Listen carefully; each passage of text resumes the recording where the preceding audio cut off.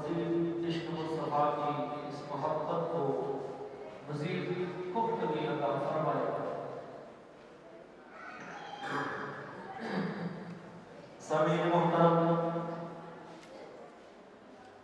اللہ رب العزت جل وعلا نے ارشاد فرمایا قل بفضل اللہ وبرحمتہ فبذلک فلیفرحوا۔ اے محبوب آپ ان سے فرما دیں کہ اللہ کی رحمت اس کی فضل مل جان کر خوشی اور مسرت کا اظہار کریں، خوشی کا اظہار کریں۔ اب الحمدللہ اللہ رب العزت جل وعلا کے فرمان کے مطابق اللہ کے محبوب کی ولادت و سعادت اور خوشی کا اظہار کرتے ہیں، محافل کا اہتمام کرتے ہیں، جلوس بھی کرتے ہیں۔ الحمدللہ ہم غیر شرعی کام نہیں کرتے، بلکہ اللہ کے پیارے محبوب کی ولادت و سعادت کی اس نور اور بابرکت لمحات کے اندر زبان پر درود و سلام کے نذرانے پیش کرتے ہوئے آقا مولا صلی اللہ علیہ وسلم کے گیت گاتے ہوئے جو ہے ہمارے جلوس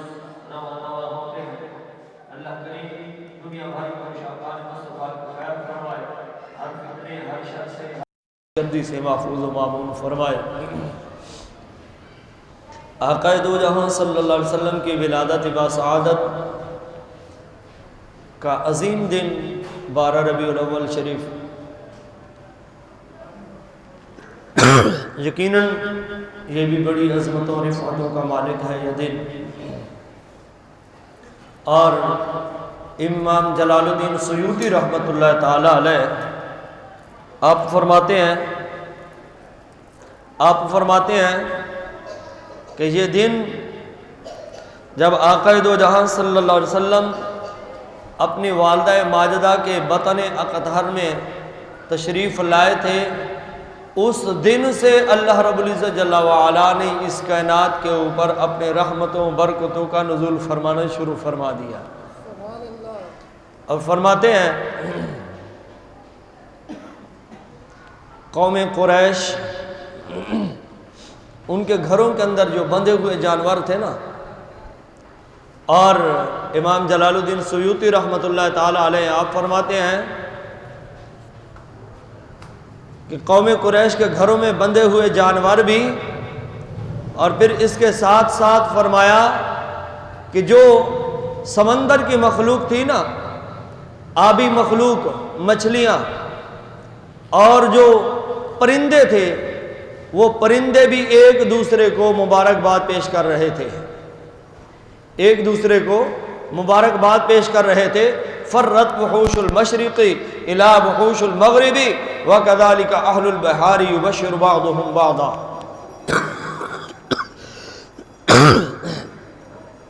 امام جلال الدین سیوطی رحمۃ اللہ علیہ فرماتے ہیں کہ جس دن میرے آقا صلی اللہ علیہ وسلم کا نور پاک حضرت عبداللہ کی پشت سے منتقل ہو کر حضرت آمنہ رضی اللہ تعالی عنہا کے بطن اقدس میں منتقل ہو کر آیا نا، تو اس دن مشرق کے جانور خوشخبری اور مبارکباد لے کر وہ مغرب کی طرف دوڑے، مغرب کے جانور خوشخبری اور مبارکباد لے کر وہ مغرب کی طرف دوڑے، اور فرمایا جو جانور تھے، آبی مخلوق تھی، وہ بھی ایک دوسرے کو مبارکباد پیش کر رہی تھی، اور کہہ کے آ رہے تھے، وہ کہہ رہے تھے کہ یہ ان قریب اس دنیا کے اندر جتنی بھی ظلمتیں ہیں، یہ ساری کی ساری ظلمتیں، نحوستیں، شقاوتیں، ساری بدبختیاں ان قریب ختم ہونے والی ہیں۔ ورب الکعبۃ هو امان الدنیا وسراجها، رب کعبہ کی قسم ان قریب اس دنیا سے ظلمتوں کا خاتمہ ہونے والا ہے، تاریکیوں کا خاتمہ ہونے والا ہے، ان قریب اس دنیا کے اندر آمنہ کا لال جلوہ گر ہونے والا ہے، اس دنیا کے اندر آمنہ کا لال جلوہ گر ہونے والا ہے۔ اور وہ آمنہ کا لال جب جلوہ گر ہوئے، وہ آمنہ کے لال جب جلوہ گر ہوئے، حضرت عثمان بن العاص رضی اللہ تعالی عنہ، آپ کی والدہ محترمہ حضرت عثمان بن العاص رضی اللہ تعالی عنہ کی والدہ ماجدہ فرماتی ہیں کہ میں اس وقت سیدہ آمنہ رضی اللہ تعالی عنہ کی خدمت میں موجود تھی، جب میرے آقا صلی اللہ علیہ وسلم کی ولادت باسعادت کا وقت تھا، میں آمنہ کے پاس موجود تھی۔ فرماتی ہیں میں نے دیکھا کہ آسمان کے ستارے، مجھے یوں لگا کہ آمنہ کے صحن میں اتر رہے ہیں۔ ان قریب ان کی اتنی روشنی پھیل گئی، مجھے یوں لگا آمنہ کے صحن میں یہ آسمان کے ستارے اتر رہے ہیں۔ میں ڈر گئی کہ ایسا نہ ہو کہ کوئی آسمان سے ستارہ میرے اوپر گر جائے گا۔ اس کا مطلب کیا ہے کہ رب ذوالجلال نے ہماری اور آپ کے رواج کے مطابق، رسم کے مطابق، اگر ہمارے ہاں بچے کی ولادت ہوتی ہے، کسی عزیز کی شادی ہوتی ہے، کوئی خوشی کے لمحات ہوتے ہیں، ہم اپنی طاقت کے مطابق ہم خوشی کا اہتمام کرتے ہیں، ہم لنگر کا اہتمام کرتے ہیں، ہم مٹھائی بانٹتے ہیں۔ لیکن جب آمنہ کے لال جلوہ گر ہوئے، اس کائنات کے اندر جلوہ گر ہوئے، آمنہ کے لال کی خوشی میں رب ذوالجلال نے جو نوری مخلوق تھی ان کو نور کی خیرات عطا فرمائی، ان کے اندر نور بانٹا، ان کے نور میں اضافہ فرما دیا۔ اور رب ذوالجلال نے اپنے محبوب علیہ السلام کی ولادت باسعادت پہ اس پر نور موقع پر رب ذوالجلال نے فرمایا اے جبریل ندا کر دو، اب جتنے بھی خشک دریا ہیں، سمندر ہیں، اب ان کے اندر روانی شروع ہو جائے، ان کو جاری کر دو، جتنے سوکھے درخت ہیں ان کو سبز ہرا بھرا کر دیا جائے۔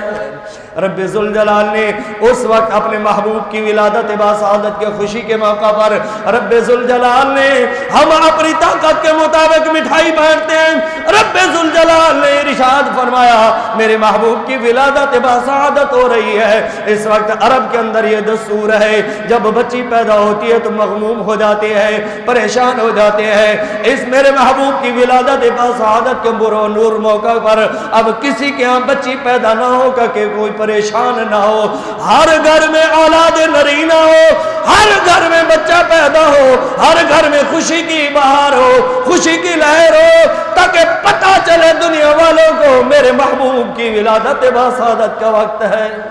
میرے محبوب کی ولادت کے لمحات ہیں، میرے محبوب کی ولادت کے ایام ہیں۔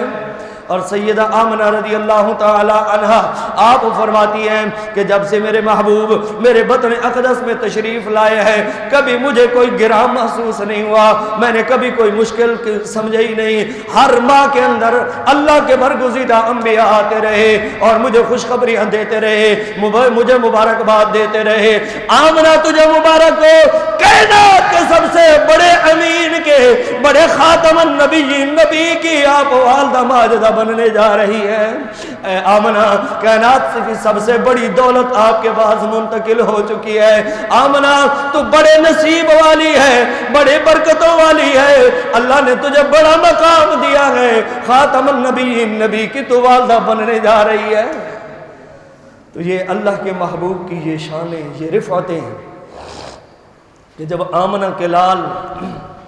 اس دنیا میں جلوہ گر ہوئے تو صحابہ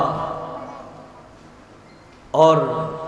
حضرت صفیہ رضی اللہ تعالی عنہا میرے محبوب کی پھوپھی ہیں، وہ فرماتی ہیں کہ جب میرے محبوب کی ولادت باسعادت ہوئی نا تو ہم نے 6 نشانیاں ایسی دیکھی ہیں کہ روح زمین پر ایسی نشانیاں ہم نے کسی اور کے بچے کے پاس نہیں دیکھی۔ اے حضرت صفیہ بی بی جی کون سی نشانیاں؟ آپ فرماتی ہیں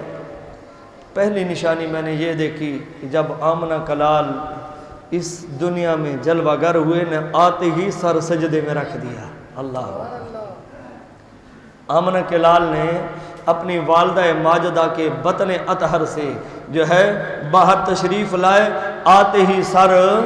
سجدے میں رکھ دیا اور سر سجدے سے اٹھا کر فرمایا لا الہ الا اللہ انی رسول اللہ، اللہ وحدہ لا شریک اور بے شک اس نے مجھے اپنا رسول بنا کر بھیجا ہے۔ اور فرمایا اگلی نشانی ہم نے یہ دیکھی ہے کہ آمنہ کے لال جلوہ گر ہوئے تو آپ کی ناف مبارک کٹی ہوئی تھی، ناف مبارک کٹی ہوئی تھی، ختنہ ہوا ہے۔ ہم نے ارادہ کیا کہ اللہ کے محبوب کو آمنہ کے لال کو غسل دیا جائے. جب ہم نے دیکھا تو سر مبارک سے آب کوثر سے غسل کر کے آئے ہوئے ہیں. آب کوثر سے غسل کر کے آئے ہوئے ہیں. یہ شانیں ہیں اللہ نے اپنے محبوب کو عطا فرمائی ہیں. آج اس آمنہ کے لال کا میلاد ہو رہا ہے. اور آج بھی میں سمجھتا ہوں کہ ہمارے اہل محلہ کی سستی کاہلی کی اس سے اور بڑی سمجھ میں نہ آنے والی بات ہے کہ اس پر نور موقع پر بھی ہمارے اہل محلہ کے افراد جو ہے، ہمارے بزرگ، ہمارے نوجوان ساتھی ابھی گھروں میں بستر کی، بیڈ کی، چارپائی کی زینت بنے ہوئے بیٹھے ہیں ابھی تک کہ کب امام صاحب میک چھوڑیں گے اور ہم مسجد میں پہنچیں گے. تو یہ شروع سے یہی دستور چلا آ رہا ہے. پھر معذرت کے ساتھ جب بات آتی ہے نا، کوئی دین کے اوپر کوئی حملے کی بات آتی ہے، کوئی ناموس رسالت کی بات آتی ہے، تو اگر کوئی بات کی جائے تو پھر عوام کو ایسا لگتا ہے جیسے سانپ سونگھ گیا، کسی کو کچھ پتہ ہی نہیں ہے. اور اگر کوئی علماء میں سے کوئی بات کرے تو پھر ہر بندہ مفتی بن کے سامنے آ جاتا ہے. تو ہماری اپنی حالت یہ ہے، ہماری کیفیت یہ ہے کہ ہم خطبہ جمعے کا سننے کے لیے ٹائم نکال کے مسجد میں نہیں آ پاتے، گھروں میں بیٹھے رہتے ہیں، بس فضول میں ٹائم ضائع کرتے رہتے ہیں، گھروں میں بیٹھے رہتے ہیں. تو میرے دوست، آج وقت ہے کہ آج مساجد کا رخ کریں، دین کا رخ کریں، دین کو سمجھیں، دین پر عمل کریں. یہ ہمارے رسم و رواج نے دین کو مشکل بنا دیا. دین تو بڑا آسان دین ہے، اور اللہ نے اپنے محبوب کو جو دین عطا فرمایا ہے نا، ان الدین عند اللہ الاسلام، بڑا پسندیدہ دین ہے رب کا یہ. اور یہ پسندیدہ دین مشکل نہیں ہے، ہمارے رسم و رواج نے اس کو مشکل بنا دیا. دین تو بڑا آسان ہے، بس اس پر چلنا آ جائے ہمیں. اور وہ چلنا کیسے آئے گا؟ کہ جب تک ہم علماء کا دست و بازو نہیں بنیں گے، جب تک ہم دین کو سمجھیں گے نہیں. ہمارے معاشرے میں دوسرے کے اوپر انگلی اٹھانا بڑا آسان ہے، بات کرنا، پیٹھ کے پیچھے بات کرنا بہت آسان ہے، لیکن میدان عمل میں اتر کر عمل کر کے دکھانا، اس کی طرف کوئی خیال نہیں جاتا، کسی کی توجہ نہیں جاتی. آج ضرورت اسی امر کی ہے کہ اللہ کے محبوب کی محبت دل میں ہو. جیسے ہی جمعے کی پہلی اذان ہو تو ہماری مساجد کو بھر جانا چاہیے، مسجدیں بھر جانی چاہیے ہماری، تاکہ جمعے کا جو خطبہ ہو اس جمعے کے خطبے کے اندر سے اپنی دماغ کی بیٹری کو چارج کر کے آئے، اور باہر جا کے اگر کوئی بھی ملعون، چاہے گستاخ صحابہ ہو، گستاخ نبی ہو، یا کوئی ناموس رسالت پر حملہ کرنے والا ہو، اگر کوئی ایسی بات کرے تو ہمارے پاس کم از کم دماغ میں اتنا تو مواد موجود ہوگا، ہم اس کا جواب تو دے سکے نا. لیکن ہماری حالت حال یہ ہے، گھروں پہ ہم بیٹھے رہتے ہیں، جیسے ہی جناب والا خطبے کی اذان شروع ہوتی ہے اس وقت دوڑ دوڑ کر مسجد کا رخ کرتے ہیں ہم. اور پھر کوشش ہوتی ہے کہ جناب حاجی صاحب سب سے آخر میں آنے والے حاجی صاحب سب سے پہلی صاحب میں پہنچ جائیں. اکثر دیکھا جاتا ہے تمام مساجد کا یہی حال ہوتا ہے کہ آخر میں آئیں گے، خطبہ ہو رہا ہے، اس وقت بھی کوشش ہوتی ہے کہ سب کی گردنیں پھلانگ کے پہلی صاحب میں جگہ مل جائے، پہلی صاحب میں پہنچ جائیں. ارے خدا کے بندو، اب کہاں جی رہے ہیں؟ بدلے اپنی ان عادات کو، اپنے اطوار کو، اپنے طور طریقوں کو بدلے، دین کو سمجھے، دین پر عمل کرے. جب تک آپ دین کو سنیں گے نہیں، سمجھیں گے نہیں، عمل کیسے کریں گے آپ؟ ضرورت اسی امر کی ہے. میرے آقا صلی اللہ علیہ وسلم کے میلاد منا لینا اور جناب والا نعرے لگا لینا، ہم تو صرف کلمہ پڑھ کے آقا دو جہاں صلی اللہ علیہ وسلم کے قریب ہوئے نا، کلمہ پڑھ کے ہم ان کے قریب ہوئے. اور میرے محبوب کی ازواج مطہرات جن کے ساتھ میرے محبوب کا نکاح ہوا ہے، عقد ہوا ہے، ان کو میرا رب ارشاد فرما رہا ہے کہ اے میرے محبوب کی گھر والیوں، قرآن کریم کی آیت مقدسہ کا مفہوم ہے کہ اے میرے محبوب کی گھر والیوں، کوئی ایسا عمل مت کرنا کہ جس کی وجہ سے میرے محبوب کی جو ہے عزت و ناموس پر جو ہے دھبا لگے، کوئی برائی کا دھبا لگے. تو میرے دوست ذرا غور کریں، اس آیت مقدسہ کے مفہوم کو سامنے رکھیں. ہم اپنے گریبان میں جھانکے، ہم تو کلمہ پڑھ کے نبی کے قریب ہوئے ہیں نا، وہ تو نبی کی گھر والیاں ہیں جن سے میرے محبوب کا عقد ہوا ہے. جب ان سے میرے محبوب کے جو ہے ازواج مطہرات سے میرا رب یہ فرما رہا ہے اے نبی کی گھر والیوں، خبردار، اگر کوئی اچھا عمل کرو گی تو تمہیں رب کی بارگاہ سے جو ہے اس کا ڈبل اجر ملے گا. اگر معاذ اللہ اگر کوئی برا فعل سرزد ہو گیا تو اس کی سزا بھی ڈبل ملے گی. تو جب ازواج مطہرات، جب میرے محبوب کے عقد میں آنے والی ازواج مطہرات کو میرا رب یہ تنبیہ کر کے خبردار کر کے ان سے یہ ارشاد فرما رہا ہے، ہم اور آپ یہ کس باغ کی مولی ہیں؟ پھر ہم اور آپ کہاں جائیں گے؟ باتیں کرنی بڑا آسان ہے، پیٹھ پیچھے بات کرنا بڑا آسان ہوتا ہے، لیکن سامنے آ کے بات کرنا، دین کو سمجھنا، دین پر چلنا، میرے دوست ہمارے رسم و رواج نے اس کو مشکل بنا دیا ہے۔ دین مشکل نہیں ہے، خدا را دین کو سمجھے، میرے محبوب کی سچی محبت کو دل میں روشن کرے، اس شمع کو۔ آج ضرورت اسی عمر کی ہے۔ آج دیکھیں دنیا بھر کے اندر لوگ میرے محبوب کی شان میں گستاخیاں کر رہے ہیں، اور یہ شروع سے جب یہ سلسلے چلے ہمارے اندر کے لوگ ہی پہلے کھڑے ہوئے ہیں۔ کسی نے کہا جی معاذ اللہ نبی کو بڑے بھائی جتنا سمجھنا چاہیے، کسی نے کہا جی معاذ اللہ نبی کو دیوار کے پیچھے کا علم نہیں ہے، کسی نے کہا جناب جس کا نام محمد یا علی ہو اس کو کسی چیز کی خبر ہی نہیں ہے، کسی نے کہا معاذ اللہ شیطان کا ملک الموت کا علم جو ہے وہ حضور کے علم سے زیادہ ہے۔ یہ اندر سے باتیں نکلی، بظاہر کلمہ پڑھنے والے لوگ، جبہ کبہ پہننے والے لوگوں کے اندر سے یہ باتیں نکلی، اور یہ وہی تھے جو یہود و نصارہ کے بکے ہوئے خریدے ہوئے زر خرید غلام تھے، یہ وہی لوگ تھے جو اس طرح کی بکواسیں کر رہے تھے۔ اور خدا کی قسم جو سچا عشق مصطفیٰ کی دولت سے جس کا سینہ معمور ہوتا ہے نا، جس کے دل میں سچی شمع ہوتی ہے نا مصطفیٰ کریم کی محبت کی روشن، وہ پھر ان یہود و نصارہ کے ٹکڑوں کی طرف اس کی نظر نہیں جاتی۔ کہ اعلیٰ حضرت فاضل بریلوی رضی اللہ تعالی عنہ، آپ کو جب کہا گیا نا، وہ کسی چودھری وڈیرے نے کہا کہ آپ میرا ایک قصیدہ لکھ دیں تاکہ رہتی دنیا تک میرا نام چلتا رہے، لوگ مجھے پہچانتے رہیں، تو اعلیٰ حضرت نے کیا فرمایا؟ کروں مدح اہل دول رضا، پڑھ اس بلا میں میری بڑا، میں گدا ہوں اپنے کریم کا، میں گدا ہوں اپنے کریم کا، میرا دین پارا اینا نہیں۔ کیا مدینے کا تاجدار نے ٹکڑے دینے بند کر دیے ہیں کہ احمد رضا ایرا غیرہ کی باتیں کر کے ان سے ٹکڑے مانگ کے کھائے؟ کیا مدینے کے تاجدار نے ٹکڑے دینے بند کر دیے ہیں ہم کسی اور کے گیت گاتے رہے؟ میرے دوست آج ضرورت اسی بات کی ہے کہ ہم محبوب کریم صلی اللہ علیہ وسلم کی سیرت طیبہ کو پڑھیں، سمجھیں، اس پر عمل کرنے کی آج ضرورت ہے۔ ہم نعرہ لگاتے ہیں غلامی رسول میں موت بھی قبول ہے، لیکن غلامی رسول میں نماز قبول نہیں کرتے۔ مسجد میں حی علی الصلاۃ حی علی الفلاح کی صدائیں بلند ہو رہی ہوتی ہیں، ہماری کان پہ جوں تک نہیں رینگتی، اور ادھر ہر وقت احادیث میں سنتے رہتے ہیں کہ میرے محبوب کے چہرے انور پر سنت مصطفیٰ جزی ہوئی تھی، سنتے رہتے ہیں نا، لیکن کبھی ہم نے غور نہیں کیا یار کہ جس محبوب کی ہم محبت کرنے کے دعوے دار ہیں، اس محبوب کے چہرے انور پر، یہ رخ انور پر جو ہے سنت مصطفیٰ سجی تھی۔ ہم نے کبھی یہ غور نہیں کیا یار ہم روزانہ جو ہے یہ گناہ کبیرہ کر رہے ہیں، سنت مصطفیٰ کے قاتل بنے ہوئے ہیں ہم۔ گستاخ دوسروں کی صفوں میں مت ڈھونڈے، پہلے اپنے اندر کے گستاخی نکالے کہ ہم روزانہ جناب، اس سے بڑا کوئی گستاخ ہو سکتا ہے کہ جو روزانہ سنت رسول کا قتل کرنے والا ہو؟ اس سے بڑا کوئی اور گستاخ ہو سکتا ہے؟ اللہ معاف فرمائے، اللہ ہدایت عطا فرمائے۔ تو میرے دوست میں عرض کر رہا تھا کہ آج وہ لوگ گستاخانہ خاکے بنا کے ہمارے نبی کی شان میں گستاخیاں کر رہے ہیں، لیکن آج ہمیں چاہیے مسلمانوں کو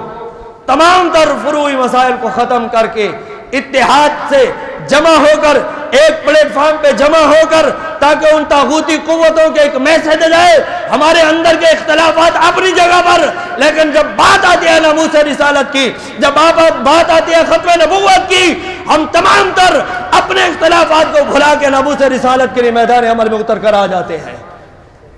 اور اس کا عملی مظاہرہ کرنے کی ضرورت ہے آج، چاہے کسی بھی مکتبہ فکر سے اس کا تعلق ہو۔ کلمہ تو پڑھا ہے نا نبی کا، وہ الگ بات ہے کہ کسی کا کلمہ کچھ ہے، کسی کے اندر کچھ گھسا ہوا ہے، وہ الگ بات ہے، لیکن بظاہر ہمارے سامنے کلمہ کا اقرار تو کر رہا ہے نا۔ تو میرے محبوب فرما رہے ہیں کہ جو سامنے تمہارے کلمے کا اقرار کر لے، ایمان کا کلمے کا اقرار کر لے، کلمہ پڑھ لے، پھر تم اس کے اوپر کفر کا فتویٰ نہیں لگا سکتے، کافر نہیں کہہ سکتے اس کو۔ ہم بظاہر اس کے صرف جناب باتیں سن سن کے اس کے اوپر کفر کا فتویٰ لاگو نہیں کر سکتے، باقی تمام تر معاملات چاہے ہمارے اس ملک کے اندر جتنے بھی ہو رہے ہیں، آپ دیکھ رہے ہیں روزانہ ذرا کبھی کوئی بم گرایا جاتا ہے عوام کے اوپر، کبھی کوئی بم گرایا جاتا ہے مہنگائی کا، کبھی کوئی پریشانی، کبھی کوئی پریشانی، لیکن ہم ساری چیزیں برداشت کرنے کو تیار ہیں، لیکن خدا کی قسم ناموس رسالت کی جب بات آتی ہے تو ہم اپنے بچے بھی قربان کرنے کے لیے تیار بیٹھے ہیں۔ ہماری عزت و ناموس سب کچھ جو ہے محبوب کریم صلی اللہ علیہ وسلم کی ناموس پر ہم قربان کرنے کے لیے بالکل تیار ہیں، اور اسی جذبے کی ضرورت ہے کہ آج جس جذبے کے ساتھ آپ نے جو گلی کوچوں میں گھوم پھر کر اپنے آقا دو جہاں صلی اللہ علیہ وسلم کے ساتھ محبت کا اظہار کیا ہے نا، پھر اس محبت کو ٹھنڈا نہیں ہونے دینا، اس جذبے کو کم نہیں ہونے دینا، بلکہ اپنے نبی کے ساتھ اگر سچی محبت ہے تو پھر میرے محبوب فرما رہے ہیں قرۃ عینی فی الصلاۃ، نماز میری آنکھوں کی ٹھنڈک ہے، پھر نمازوں کے وقت میں، نماز کے دوران، نماز کے وقت میں ہماری مساجد خالی نظر نہیں آنی چاہیے، پھر چوک چوراہوں پہ ہم گپ شپ میں مصروف نظر نہیں آنے چاہیے، جب حی علی الصلاۃ حی علی الفلاح کی صدا ہمارے کانوں سے آ کے ٹکرائے تو پھر ہم سارے کام کاج چھوڑ کر رب کی بارگاہ میں سجدہ ریزی کے لیے حاضر ہو جائیں۔ میرے دوست، آج اسی امر کی ضرورت ہے کہ آج ہم میدان عمل میں اتر کر ایک ہو کر اتحاد کے ساتھ، اتفاق کے ساتھ یہ عملی مظاہرہ کر کے ان یہودی قوتوں کو بتائیں، اس طاغوتی قوتوں کو بتائیں کہ مسلمان اپنا باقی سب کچھ اپنی جان